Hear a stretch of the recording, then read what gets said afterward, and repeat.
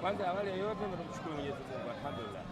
Shukuru kwa jambo lolote ile zuri, kubwa, dogo, lazima ushukuru.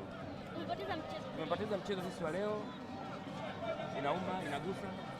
Mchezo wa mpira, mchezo wa makosa. Utaona makosa yote tuliyofanya sisi ya kurudia ndio yameconcede goals. Kwa hiyo utaona kabisa kwamba inagusa sana. Makosa yetu ndio yametugharimu. Kwa hiyo nalikubali hilo, nalibeba hilo kama ndio mwalimu mwenye dhamana ya timu, naibeba hilo. Tuenda kukaa na vijana tuone nini cha kufanya, kwa sababu ukiona mechi tuliyocheza game plan yetu ilikuwa nzuri sana, lakini makosa ya mtu mmoja mmoja ndio ametupelekea sisi kupoteza hiyo. Kipindi cha kwanza mlipata na nyie goli, mkaenda half time mkiwa 1-1, na pia wachezaji walicheza kama nusu kwa nusu dhidi ya Young Africans. Kitu gani uliwaambia wakati wanarudi kipindi cha pili?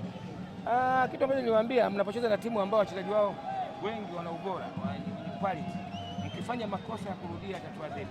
Kwa hiyo tuweni makini sana kwenye kufanya makosa ya kurudia.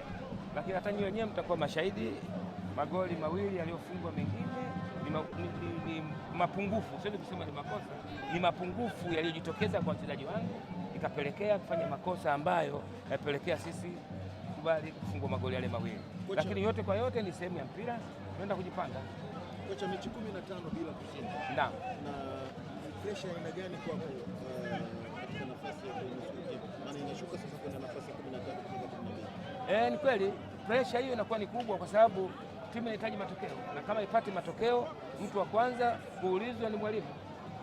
Responsibility ya timu ninayo mimi kama mwalimu, lakini kwa sababu matatizo yaliyomo ndani ni kwamba hii hali imetokea, ni kipindi cha upepo ambacho baya sana kwenye timu yangu nafikiri kinatokea.